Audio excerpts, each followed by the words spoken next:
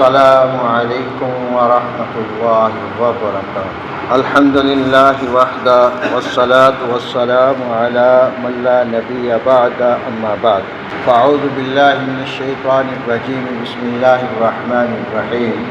وَإِذْ قَالَ إِبْرَاهِيمُ رَبِّ اجْعَلْ هَذَا الْبَلَدَ آمِنًا وَاجْنُبْنِي وَبَنِيَّ أَن نَّعْبُدَ الْأَصْنَامَ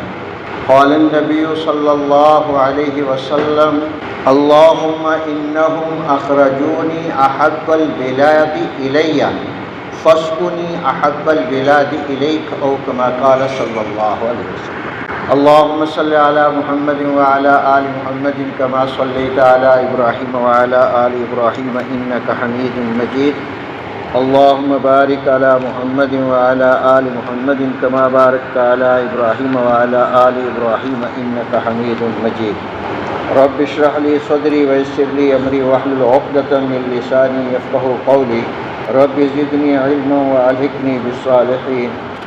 سبحانك لا علم لنا إلا ما علمتنا إنك أنت العليم الحكيم یا رب صلی وسلم دائما ابدا على حبیبک خیر الخلق کلهم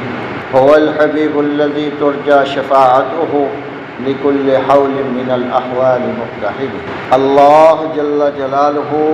بہت ہی عظیم اور بہت ہی بڑی ذات ہے۔ اللہ جل جلالہ نے جس طریق پر انسانوں کے اندر اپنے اپنے وطن کی محبت پیدا فرمائی ہے کہ ہر آدمی جہاں رہتا ہے اس رہنے والی رہائش گاہ سے محبت کرتا ہے، ایسے ہی اللہ جل جلالہ نے جتنے چرندے ہیں، پرندے ہیں، درندے ہیں، سب کے دلوں میں یہ بات ڈالی، حتیٰ کہ چیونٹیاں تک صبح سویرے اپنے اپنے بلوں سے نکلتی ہیں،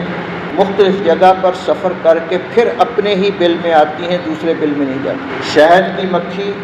اپنے چھتے سے نکلتی ہے اور سورہ نحل کے اندر اللہ نے پورا اس کا تذکرہ فرمایا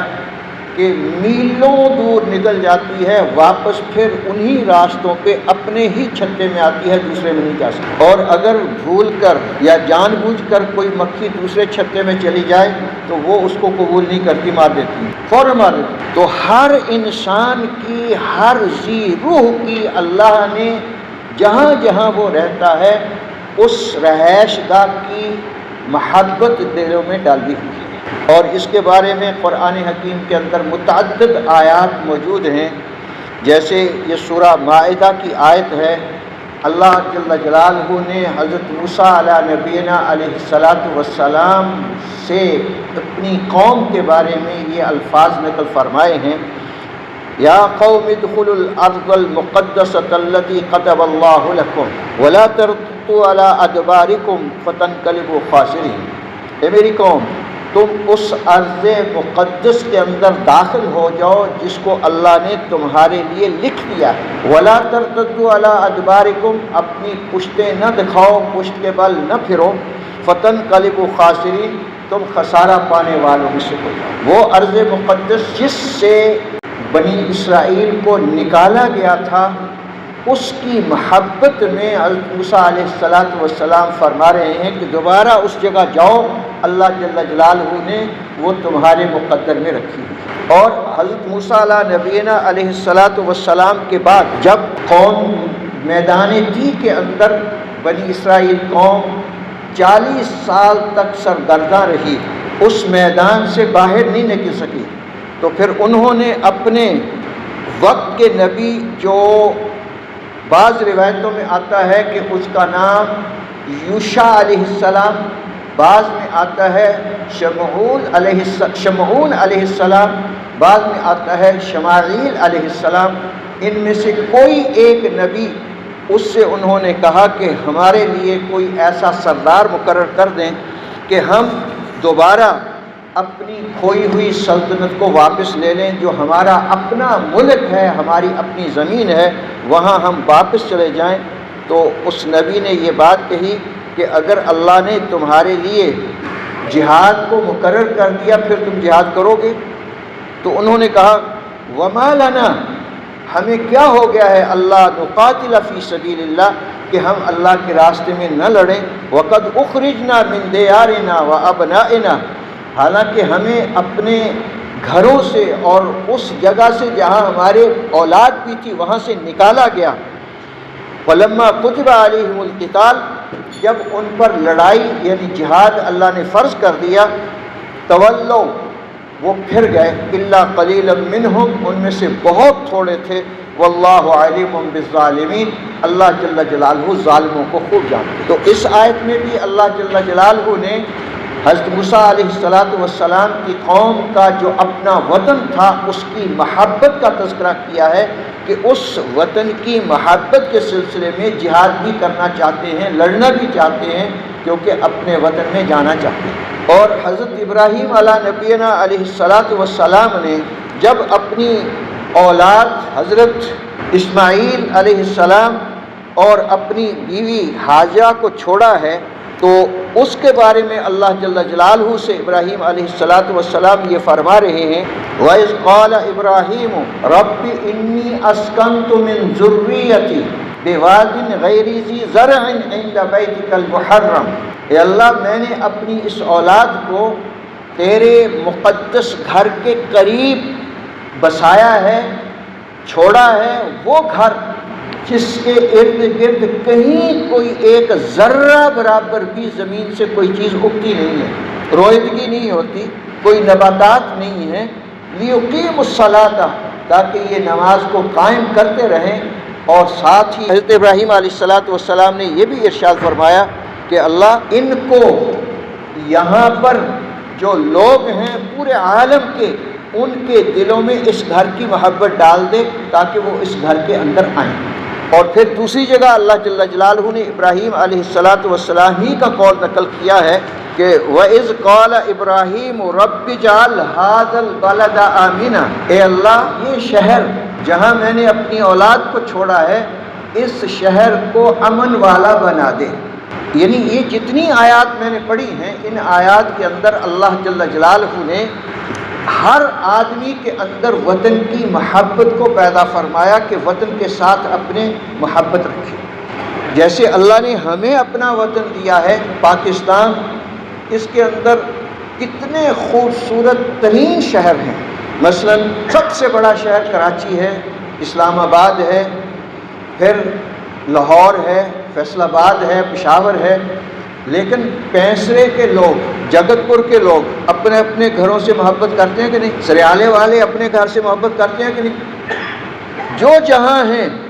وہیں اسی گھر سے محبت کرتے ہیں۔ یہ نہیں کہ میں جا کے کراچی بہت بڑا شہر ہے وہاں چلا جاؤں، اسلام آباد چلا جاؤں، کوئی ایسا نہیں کرتا، نہ ایسا کرنے کا کبھی خیال آتا ہے، کیونکہ جس گھر کے اندر وہ رہتا ہے اس کی اللہ جل جلالہ نے اس کے دل کے اندر محبت ڈالی ہوئی ہے کہ اصل تیرا ٹھکانہ، اصل تیرا گھر یہی ہے اور تُونے یہی رہنا ہے۔ اور جیسے درندے پرندے چرندے اپنے اپنے گھروں سے محبت کرتے ہیں ایسے ہی انسان بھی اپنے گھر سے محبت کرتا ہے۔ اور پھر ہمارا وطن ملک پاکستان، اس کے بارے میں پوری دنیا کی جتنی کفر طاقتیں ہیں وہ ساری کی ساری نظریں لگائے ہوئے ہیں دو قصوروں کی وجہ سے۔ ہمارے ملک کے اندر دو قصور ہیں جو وہ سمجھتے ہیں کہ یہ ان کا قصور ہے۔ مثلا پہلا قصور ہمارے ملک کا یہ ہے کہ اس وطن کو اللہ نے جب بنایا ہے اس وقت ایک نعرہ تھا، پاکستان کا مطلب کیا؟ لا الہ الا اللہ، اور اس لا الہ الا اللہ کی بنیاد پر یہ بنا ہے، جس کی وجہ سے پوری کفر کی دنیا اس کے بارے میں یہ سمجھتی ہے کہ یہ فنڈامنٹلسٹ ہیں، یہ بنیاد پرست ہیں، یہ ہر وہ بات جو قدامت سے چلی آ رہی ہے، ہمیشہ سے چلی آ رہی ہے، آدم علیہ السلام سے لے کر اس گھڑی تک اس کے یہ قائل بھی ہیں اور اسی پر عمل بھی کرتے ہیں۔ اور ہمارے آقا سید دو عالم رحمت کائنات صلی اللہ علیہ وسلم نے ہمیں اس کے بارے میں بتلایا ہے۔ یہ بات آپ کے علم میں ہے کہ جب رسول پاک صلی اللہ علیہ وسلم پر پہلی وحی آئی غار حرا کے اندر، تو رسول پاک صلی اللہ علیہ وسلم اس کے بعد گھر آئے ہیں، اور آ کر سیدہ خدیجہ الکبریٰ رضی اللہ تعالی عنہا سے دو باتیں مختلف احادیث میں ملتی ہیں۔ ایک یہ کہی کہ زملونی زملونی، دوسری یہ دسرونی دسرونی، مجھ پر ایک چھوٹی چادر دے دو، پھر ایک موٹا کپڑا دے دو۔ تو جب وہ موٹا یا چادر لے کے لیٹے ہیں تو اماں جی نے پوچھا کیا ہوا؟ آقا صلی اللہ علیہ وسلم نے پہلی وحی کا سارا قصہ سنایا۔ تو اگلے ہی وقت میں اپنے چچا زاد بھائی ورقہ بن نوفل، جو تورات کے، انجیل کے، آسماوی کتب کے ماہر تھے، ان کی خدمت میں لے گئیں کہ یہ اپنے بھائی کی بات کو سنو۔ تو رسول اللہ صلی اللہ علیہ وسلم نے اس وحی کی کیفیت ان کے سامنے رکھی، تو ورقہ بن نوفل نے 3 باتیں کہی۔ پہلی بات یہ کہی کہ یہ وہی ناموس ہے جو موسیٰ علیہ السلام عیسیٰ علیہ السلام پر آیا کرتے تھے، اس کی بنا پر آپ کی قوم آپ کی تکذیب کرے گی، آپ کو جھٹلائے گی۔ رسول اللہ صلی اللہ علیہ وسلم خاموش رہے، بولے نہیں۔ دوسری بات یہ کہی کہ آپ کی قوم آپ کو ستائے گی، اذیتیں پہنچائے گی، آپ کو ساتھ ظلم کرے گی، آپ پھر بالکل چپ رہے، کسی قسم کی کوئی بات نہیں کی۔ تیسری بات انہوں نے یہ کہی کہ آپ کی قوم آپ کو اپنے وطن سے نکلنے پر مجبور کرے گی، نکال دے گی۔ تو اس پر رسول اللہ صلی اللہ علیہ وسلم نے چونک کر یہ بات کہی، جس کو ایک روایت میں یہ لفظ لکھا آوا مخرجیہ، کیا وہ مجھے نکالیں گے؟ اور صحیح بخاری شریف کے الفاظ ہیں آوا مخرجیہ ہم، کیا وہ مجھے نکال دیں گے؟ تو حضرت ورقہ بن نوفل نے یہ بات کہی کہ ہاں، جس قوم نے بھی، جس نبی نے بھی یہ بات کی کہ اللہ کی توحید کا پرچار کیا، اللہ سبحانہ و تعالیٰ کے بارے میں بتلایا کہ وہ وحدہ لا شریک ہے، تو اس کی قوم نے اس نبی کو ستایا بھی، تکذیب بھی کی، اور وہاں سے نکلنے پر مجبور بھی کی۔ تو اس روایت سے یہ سمجھ میں آتا ہے کہ رسول پاک صلی اللہ علیہ وسلم کو اپنے وطن سے کتنی محبت تھی، مکہ مکرمہ سے۔ اور ایک روایت میں آتا ہے کہ رسول اللہ صلی اللہ علیہ وسلم نے فرمایا کہ مکہ تو کتنا پاکیزہ ہے، کتنا عمدہ ہے،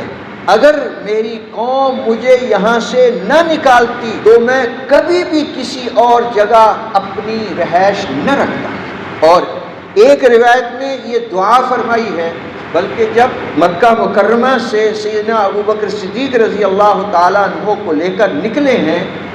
ہمارے پاکستان میں مشہور ہے کہ باب عبدالعزیز سے نکل کے جائیں تو آگے باب عبدالعزیز سے آگے کبوتر چوک آتا ہے، جنہوں نے دیکھا وہ جانتے ہیں۔ کبوتر چوک سے تھوڑا سا آگے جائیں تو وہاں سے 2 راستے ہو جاتے ہیں، ایک شار ابراہیم خلیل ہے اور دوسرا شار ہجرہ ہے۔ اور یہ نبی پاک صلی اللہ علیہ وسلم کے دور میں جا کے ذرا دیکھو کہ اس وقت جب رسول اللہ صلی اللہ علیہ وسلم وہاں تشریف لے گئے، کوئی بلڈنگ راستے میں نہیں تھی، یہ تو اب بنی ہے، چند سالوں کی بات ہے، چند سالوں کی بات ہے۔ سیدھا مکے پہ نظر، بیت اللہ پہ نظر پڑی، تو بیت اللہ پہ نظر پڑنے پر آپ صلی اللہ علیہ وسلم کی آنکھوں سے آنسو جاری ہو گئے، اور ایک جملہ ارشاد فرمایا، اللہم، اے میرے اللہ، انہم اخرجونی احب البلاد الیہ، کہ اللہ ان لوگوں نے مجھے وہاں سے نکالا ہے جو مجھے ساری روئے زمین میں سب سے محبوب شہر تھا، فسکونی، اللہ اب مجھے سکونت عطا فرما دینا، مجھے اب رہائش عطا فرما دینا، احب البلاد الیک، اللہ جو تیرا سب سے زیادہ محبوب شہر ہو وہاں مجھے بسا دے۔ اس حدیث کی روشنی میں، اس دعا کی روشنی میں 2 باتیں سمجھ میں آتی ہیں کہ نبی پاک صلی اللہ علیہ وسلم کی نظر میں مکہ المکرمہ جیسا عمدہ شہر کوئی نہیں، اس سے سب سے زیادہ محبت فرماتے، اور اللہ کی نظر میں مدینہ منورہ سب سے عمدہ، کیونکہ نبی کی دعا قبول ہوئی، نبی کو وہاں بسایا ہے، وہاں رہائش عطا فرمائی ہے جو اللہ رب العزت کو سب سے زیادہ محبوب تھا۔ رات ایک جگہ میں نے یہ بات کی، بیٹھے تھے تو ایک میرے کان میں کہنے لگا میں بھی مکی رہتا، مدینے ہی رہتا ہوں نہ زیادہ میں بھی مدینے رہتا ہوں۔ میں نے کہا ہمارے جتنے بھی اکابر ہیں سارے مدینے میں رہے تھے الحمدللہ، اور اس کی وجہ یہ ہے کہ وہاں سکون اطمینان ان کو زیادہ میسر آتا ہے۔ اور نبی پاک صلی اللہ علیہ وسلم کی نظر میں مکہ مکرمہ سب سے عمدہ شہر، بلاد پورے عالم میں سب سے عمدہ مکہ مکرمہ اللہ کے نبی کی نظر میں، اور اس سے بہت زیادہ محبت۔ بلکہ ایک حدیث یاد آ گئی، اما عائشہ رضی اللہ تعالی عنہا ارشاد فرماتی ہیں کہ مکہ معظمہ سے ایک آدمی آیا،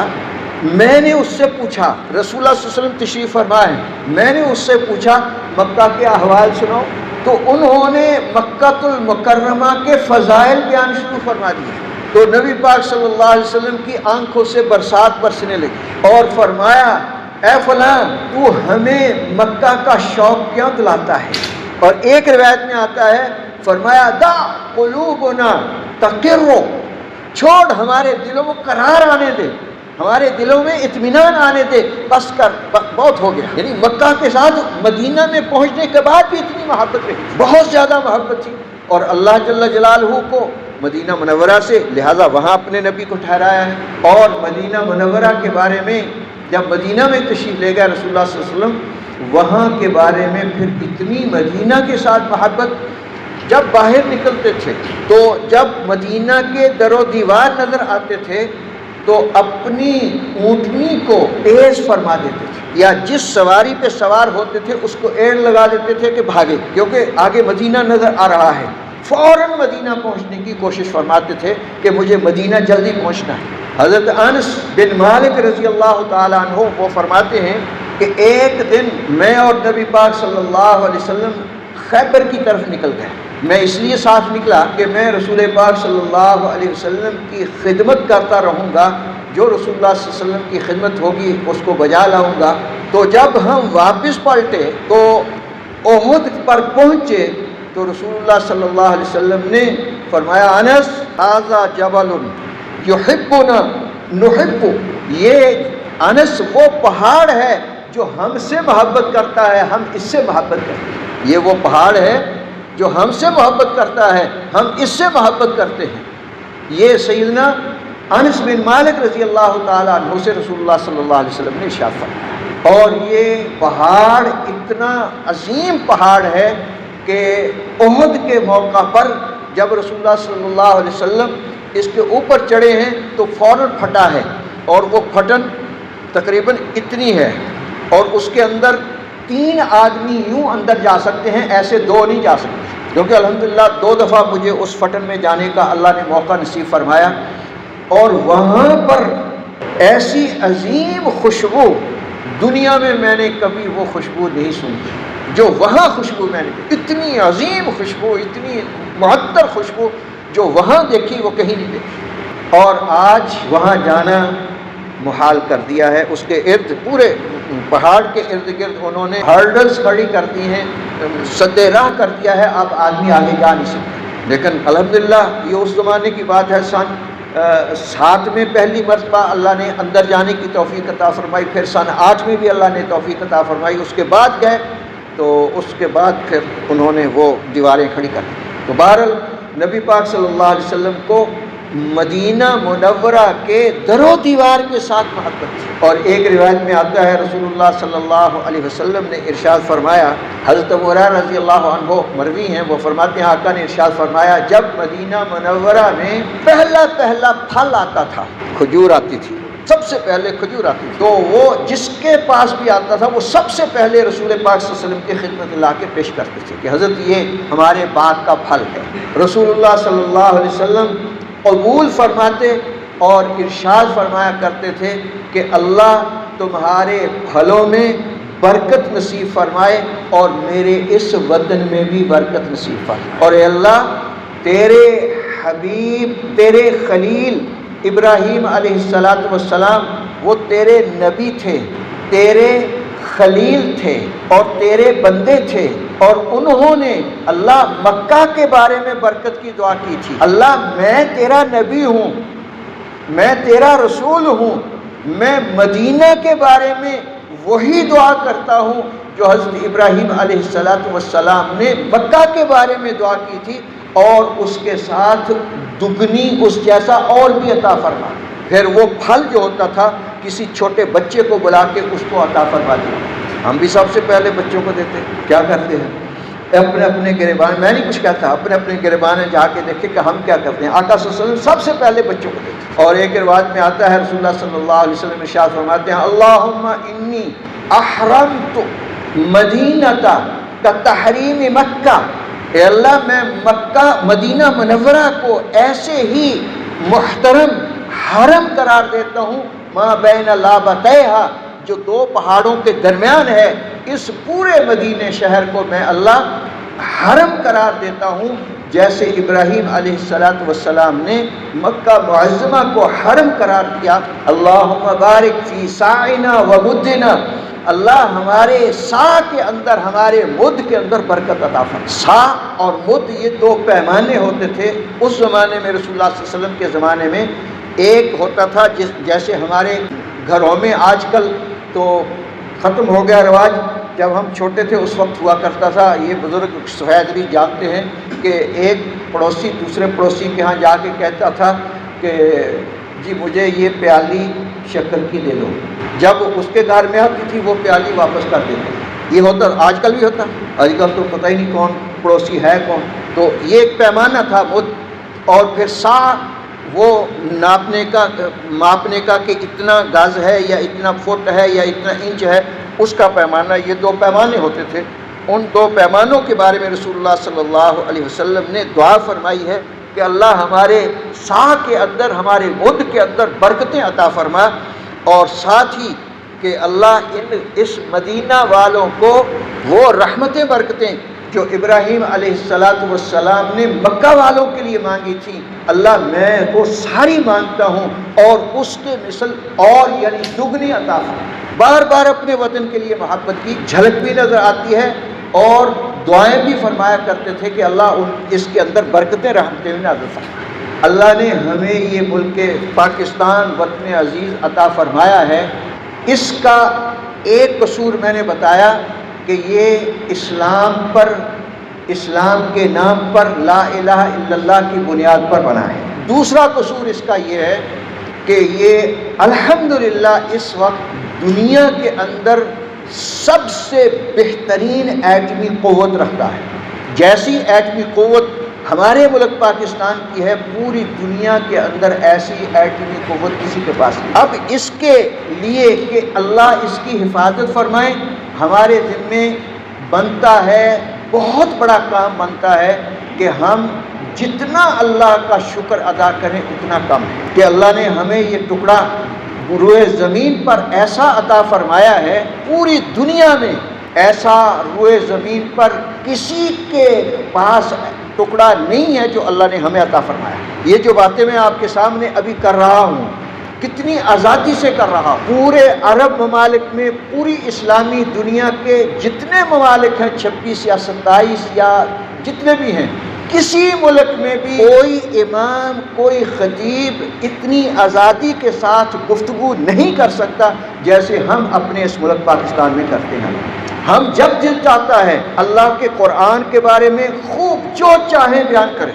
اللہ کے نبی صلی اللہ علیہ وسلم کی سنت کے بارے میں جو چاہیں بیان کریں، اللہ کے نبی صلی اللہ علیہ وسلم کے صحابہ کے بارے میں جو چاہیں بیان کریں، اور اصل آزادی یہ ہے۔ جھنڈیاں یہ آزادی نہیں ہے، اور 14 اگست کو جو ہمارے ہاں مختلف قسم کی باندھ کی بولیاں یا باجے یا پتہ نہیں کیا کچھ ہوتا ہے، خرافات ہوتی ہیں، اس کو آزادی نہیں کہتے۔ آزادی یہ ہے کہ آدمی جس وطن میں رہتا ہے اس وطن میں اپنے دین کے مطابق، اپنے عقیدے کے مطابق، اپنے دین اسلام کے جتنی عبادات ہیں اس کے مطابق جس طرح چاہے عبادت کرنا، کوئی روک ٹوک نہ ہو، عقیدہ بیان کرنے میں کوئی روک ٹوک نہ ہو، رسالت بیان کرنے میں کوئی روک نہ سکتا ہو، کوئی صحابہ رضوان اللہ المجمعین کے بارے میں کہیں اس کے بارے میں کوئی بالکل کسی قسم کا ایک کلمہ بھی نہ کہہ سکتا ہو، وہ جو چاہے صحابہ کے بارے میں ان کے فضائل، ان کے محاسن، ان کی عظمتیں، ان کے بارے میں کہ وہ رسول پاک صلی اللہ علیہ وسلم کے اولین شاگرد ہیں، اور ان کا احسان ہے کہ انہوں نے جیسے دین کو رسول اللہ صلی اللہ علیہ وسلم سے سیکھا من و عن ہم تک پہنچایا ہے۔ یہ صحابہ کا بہت بڑا احسان ہے۔ اور پھر عقیدہ ہم کھل کے بیان کرتے ہیں کہ ایک اللہ کے علاوہ کوئی کارساز نہیں ہے، وہ اکیلا اللہ سب کچھ کرنے والا، وہی داتا ہے، وہی موتی ہے، وہی وہاب ہے، وہی ہر صفت سے متصف ہے۔ پھر رسالت مآب صلی اللہ علیہ وسلم کی رسالت، اور پھر ختم نبوت کے بارے میں جو ہمارا قرآن سے استشہاد، احادیث سے دلائل، جتنے جی چاہے ہم آزادی کے ساتھ ختم نبوت کے دلائل پیش کرتے ہیں، اور کوئی ہمیں روک ٹوک نہیں ہے الحمدللہ، کہ رسول پاک صلی اللہ علیہ وسلم آخری نبی ہیں، ان کے بعد کسی قسم کا کوئی ذلی بروزی نبی آ نہیں سکتا۔ یہ آزادی ہے الحمدللہ صرف ہمارے ملک پاکستان میں، کسی اور جگہ، حتیٰ کہ سعودیہ میں بیت اللہ کے اندر، حرم مکہ میں، حرم مدنی میں، وہ اس طرح بیان کر ہی نہیں سکتے۔ ان کو لکھی ہوئی ایک سپیچ آتی ہے، تقریر آتی ہے، وہ لکھی ہوئی پڑھ کے سنا دیتے، اور ہر مسجد میں وہی ایک تقریر پورے سعودی عرب کے اندر وہی پڑھی جائے گی، اس سے ایک حرف ادھر ادھر نہیں ہو سکتا۔ تو اللہ کا شکر ادا کریں کہ ہم الحمدللہ اس میں آسانی کے ساتھ، آسودگی کے ساتھ، آرام کے ساتھ سانس بھی لیتے ہیں، اور اپنے دین اسلام کے بارے میں، ختم نبوت کے بارے میں، صحابہ کے بارے میں، عقیدے کے بارے میں، رسالت کے بارے میں، اعمال اسلام کے بارے میں، عبادات کے بارے میں، اخلاقیات کے بارے میں جو اللہ کے نبی نے ارشاد فرمایا وہ حق بیان کرنا اور حق سننا، یہ ہماری آزادی کی سب سے بڑی دلیل ہے۔ اور ہمیں الحمدللہ ثم الحمدللہ کوئی باک نہیں ہوتی، کسی قسم کا کوئی خوف نہیں ہوتا، کسی قسم کا کوئی ڈر نہیں ہوتا کہ ہم حضرات صحابہ رضوان اللہ اجمعین کے محاسن بیان کر رہے ہیں، ان کی صفات بیان کر رہے ہیں، ہمیں کوئی کچھ کہہ دے گا، یا حکومت کی طرف سے ہمیں روک ٹوک ہوگی، یا ہمیں کوئی ایسا آدمی سوائے ان لوگوں کے جن کے دلوں میں حضرات صحابہ رضوان اللہ اجمعین کے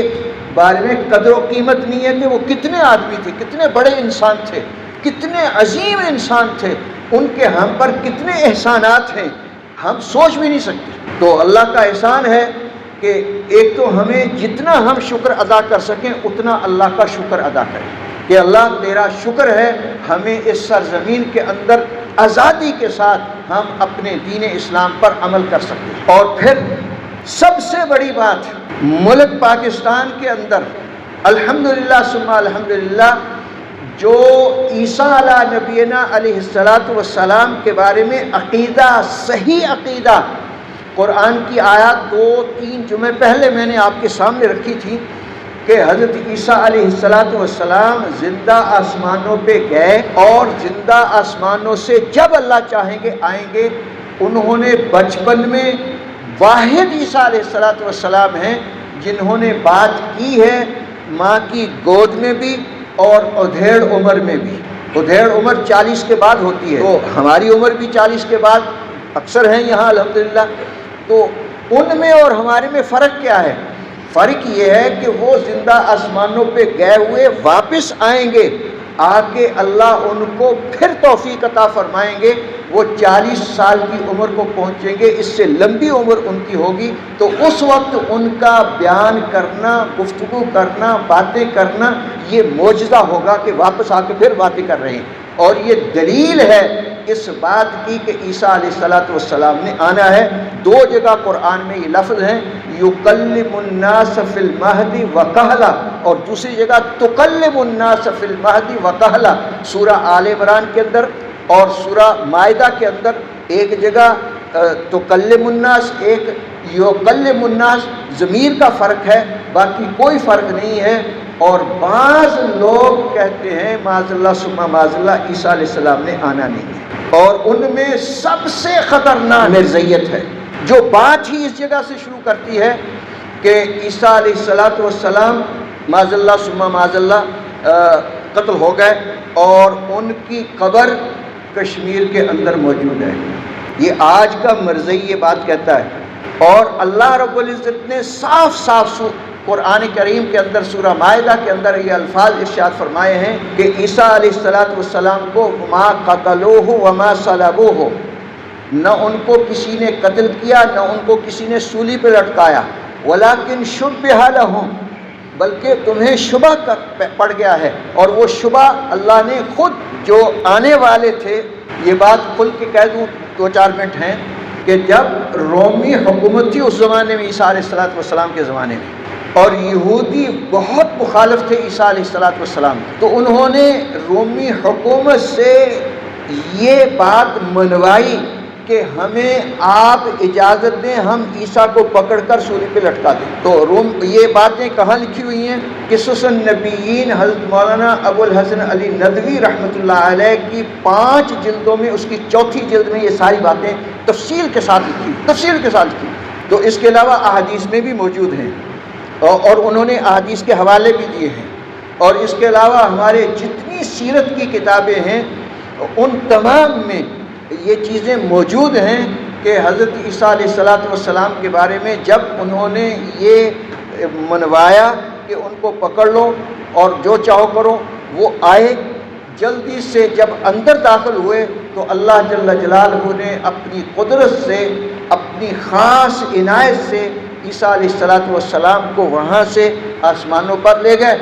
اور جو سب سے زیادہ بدبخت انسان سب سے پیش تھا، ان کی شکل کو اللہ نے عیسیٰ کی شکل سے بدل دیا۔ جب اندر سارے داخل ہو گئے انہوں نے اسی کو پکڑا، اسی کو مارنا شروع کیا، اور اسی کو صلیب اٹھانے کا کہا، اور وہ اٹھا کر مقتل گاہ کی طرف لے آیا، اور وہ بار بار کہے کہ میں عیسیٰ نہیں، میں تمہارا فلاں آدمی ہوں۔ وہ کہے تو غلط کہتا ہے، وہ بار بار یہ کہے میں عیسیٰ نہیں ہوں، میں تمہارا فلاں آدمی ہوں، وہ کہے تو غلط کہتا ہے، وہ کہے گن کے دیکھو، جب گنے تو ایک کم، تو عیسیٰ کہاں گئے؟ تو کہتا تو ہی ہے، کیونکہ شکل بھی اللہ نے اس کی بدل دی تھی۔ جب اس کو پکڑ کر انہوں نے سولی پہ لٹکا دیا اور وہاں اس کو جہنم میں پہنچا دیا، تو پھر اللہ نے اس کو اس کی اصل شکل میں بدل دیا۔ اللہ فرمائے وَلَكِنْ شُبِّهَ لَهُمْ، تمہیں شبہ پڑ گیا ہے، مَا قَتَلُوهُ وَمَا صَلَبُوهُ، نہ انہوں کو کسی نے قتل کیا ہے نہ سولی پر لٹکایا ہے، تمہیں شبہ پڑ گیا ہے، اور اسی اپنے آدمی کو پھر وہ افسوس کریں کہ عیسیٰ علیہ السلام گئے کہاں؟ یہ تو واقعی ہمارا آدمی نکلا، ہم نے تو اس کو لٹکایا ہے اور اس کو لے کے آئے ہیں، گنتے تھے ایک کم نظر آتا تھا، ایک کم ملتا تھا، اور اب یہ ہمارے پورے ہو گئے، اس سمیت پورے ہوئے، عیسیٰ کہاں گئے؟ تو عیسیٰ علیہ السلام اپنی قدرت کاملہ سے زندہ آسمانوں پہ موجود ہیں، اور وہ کب آئیں گے؟ اللہ جب چاہے گا۔ ایک نہیں، اس سلسلے میں تقریباً 300 سے زیادہ روایتیں موجود ہیں کہ عیسیٰ علیہ السلام نے دوبارہ دنیا میں اللہ کے حکم پر آنا ہے، اور جامعہ مسجد دمشق کے دائیں مینارے پر 2 فرشتوں کے کندھوں پہ ہاتھ رکھے ہوئے وہاں تشریف فرما ہوں گے، اور فجر کی نماز کی جماعت کھڑی ہو رہی ہوگی، حضرت مہدی علیہ رضوان امامت کے لیے کھڑے ہوں گے، اقامت ہو چکی ہوگی، اتنے میں شور مچ جائے گا، عیسیٰ علیہ السلام آ گئے، عیسیٰ علیہ السلام آ گئے۔ پھر عیسیٰ علیہ السلام وہاں سے سیڑھی کے ذریعے نیچے آئیں گے، حضرت مہدی علیہ رضوان فرمائیں گے، درخواست کریں گے کہ آپ نماز پڑھائیں، عیسیٰ علیہ السلام فرمائیں گے کہ نہیں،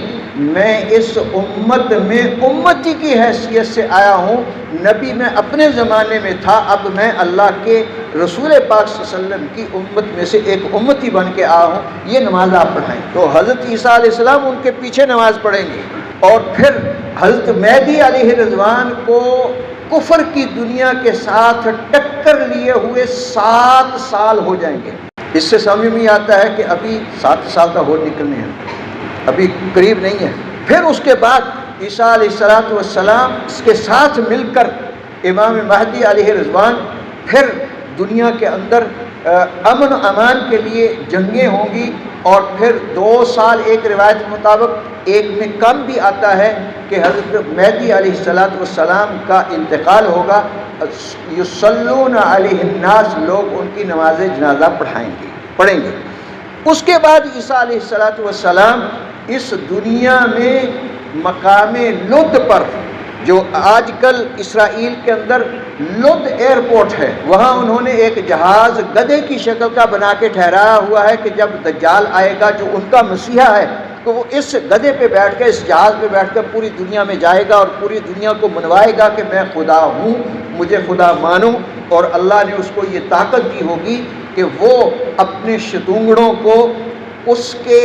والدین کی شکل میں وہ ایک ایک کر کے آئیں گے کہ بیٹا یہی خدا ہے مان لو. جو مانتے چلے جائیں گے وہ اس کے ساتھ ملتے چلے جائیں گے اور وہ کفر کی دنیا میں پہنچتے چلے جائیں گے. اور جو کہے گا کہ تو خدا نہیں ہے اس کو پھر وہ قتل کرے گا، پھر زندہ کرے گا. تو پھر وہ کہے گا اب تو یقین ہو گیا تو پکا کافر ہے، پھر اس کو قتل نہیں کر سکے، پھر اس کو قتل نہیں کر سکے گا. عیسیٰ علیہ السلام کو اللہ نے یہ معجزہ عطا فرمانا ہے. یہ آپ کے ایٹم، آپ کی یہ ٹیکنالوجی، آپ کی یہ ساری سائنس، یہ ساری دھری کی دھری اب کیسے ہوگی یہ ہم نہیں بتا سکتے، نہ ہمیں احادیث میں اس کا کچھ ملتا ہے. بہر عیسیٰ علیہ السلام کو اللہ یہ معجزے عطا فرمائیں گے. جہاں تک عیسیٰ علیہ السلام کی نظر جائے گی وہاں تک عیسیٰ علیہ السلام کا سانس کی جو ہوا ہے وہ بھی پہنچے گی. اور اس کے درمیان میں جتنے بھی کافر یہودی ہوں گے اور غیر مسلم ہوں گے وہ سارے کے سارے مرتے چلے جائیں گے. مقام لد پر عیسیٰ علیہ السلام دجال پر ایک نیزے کے ذریعے حملہ کر کے اس کو وہاں قتل کریں گے اور وہ وہاں قتل ہوگا. اور اس زمانے میں ہر حجر شجر، ہر پتھر اور ہر درخت یہ کہے گا ایھا المسلم تعال ورائی یہودین فقتل ہو. پتھر یہ کہیں گے، درخت یہ کہیں گے کہ مسلمان ادھر آ، میرے اندر ایک غیر مسلم یہودی یا غیر مسلم چھپا ہوا، کافر چھپا ہوا ہے، فقتل ہو، اس کو قتل کر. میرے اندر ورائی یہودی فقتل ہو، ایک یہودی ہے اس کو قتل کر دو. سب کو قتل کریں گے. اور اس کے بعد روئے زمین پر کوئی ایک بھی ایسا نہیں ہوگا جو رسول پاک صلی اللہ علیہ وسلم کی ختم نبوت کا ماننے والا ہے. سب رسول پاک صلی اللہ علیہ وسلم کی ختم نبوت کے ماننے والے ہوں گے. اور 40 سال تک عیسیٰ علیہ السلام اس دنیا میں پھر رہیں گے. اور پھر حضرت موسیٰ علیہ السلام کی جس قبیلے میں شادی ہوئی تھی وہ قبیلہ اب تک چلا آ رہا ہے. اسی قبیلے میں عیسیٰ علیہ السلام کی شادی ہوگی اور ان کے بچے ہوں گے. اور بڑے بچے کا نام وہ موسیٰ رکھیں گے اور چھوٹے بچے کا نام محمد رکھیں گے، جو نشانی ہوگی کہ موسیٰ اور محمد صلی اللہ علیہ وسلم کے مابین عیسیٰ اپنے زمانے میں نبی تھے. تو اس کے بعد پھر کیا ہوگا؟ کتنی نشانیاں ہیں قیامت کی، وہ جیسے جیسے اللہ چاہیں گے. جس میں دابۃ الارض بھی ہے کہ زمین سے ایک جانور نکلے گا جس کے اندر 7 قسم کی صفات ہوں گی. انسانوں کے ساتھ جس زبان کا وہ آدمی ہوگا اسی زبان میں اس کے ساتھ گفتگو کرے گا، اس کو دابۃ الارض. اور پھر یاجوج ماجوج آئیں گے. اور بعض نے تو کہا یاجوج ماجوج یہ چائنا والے ہی ہیں، تو کیونکہ فی کل حدب ینسلون، ہر بلندی سے نیچے اترتے ہوئے نظر آئیں گے. ممکن ہے اللہ انہی کے، کیونکہ وہ چین کی ایک دیوار جو سکندری سد سکندری کہلاتی ہے، حضرت سکندر اعظم علیہ السلام نے بنائی تھی. اور وہ ہے کہاں؟ سائنس اور ٹیکنالوجی ہونے کے باوجود اب تک کسی کو پتہ نہیں ہے کہ وہ کہاں ہے. چائنا کے اندر بہت ساری دیواریں نظر آتی ہیں، کوئی کہتا ہے یہ ہے، کوئی آیا، وہ اللہ جانتا ہے کون سی دیوار ہے. بہرحال وہ بھی آئیں گے. اور پھر اس کے بعد جتنے دنیا میں مسلمان ہوں گے ایک ہوا چلے گی اور سارے کے سارے اس ہوا کے ذریعے سے مسلمان آرام سے اللہ کے پاس پہنچ جائیں گے. دنیا میں صرف کافر ہی کافر ہوں گے، ان پر پھر قیامت قائم ہو. کافروں پر قیامت قائم ہوتی، کوئی مسلمان نہیں ہوگا. حدیث میں آتا ہے لا تقوم الساعہ، قیامت قائم نہیں ہوگی حتی یقال فی الارض اللہ اللہ، جب تک اس زمین میں ایک بھی اللہ اللہ کہنے والا موجود ہے قیامت نہیں آئے گی. تو اس لیے جتنا ہو سکے اللہ اللہ زیادہ کیا، بچوں کو بھی، گھر والوں کو بھی، اپنے معاشرے کے اندر بھی، کیونکہ یہ تھامے ہوا. اور الحمدللہ ہمارے آزاد ملک میں کتنے مدارس دینیہ مکاتب قرآنیہ ایسے ہیں جہاں صبح سے لے کے شام تک اللہ اللہ ہوتی ہے، صبح سے لے کے شام تک الحمدللہ کہیں بخاری شریف پڑھائی جا رہی ہے، کوئی قرآن حکیم کی تفسیر پڑھائی جا رہی ہے، کہیں درس حدیث ہو رہا ہے، درس قرآن ہو رہا ہے، کہیں فقہ پڑھائی جا رہی ہے۔ تو یہ الحمدللہ جب تک یہ مدارس قائم ہیں تب تک قیامت آنے کی نہیں ہے۔ ان کے لیے دعا کیا کرو، اللہ ان کو قائم دائم رکھے، اللہ ہمیں ہوش کے ناخن لینے کی توفیق مرحمت فرمائے۔ اقول قولی ھذا استغفر اللہ لی ولکم ولسائر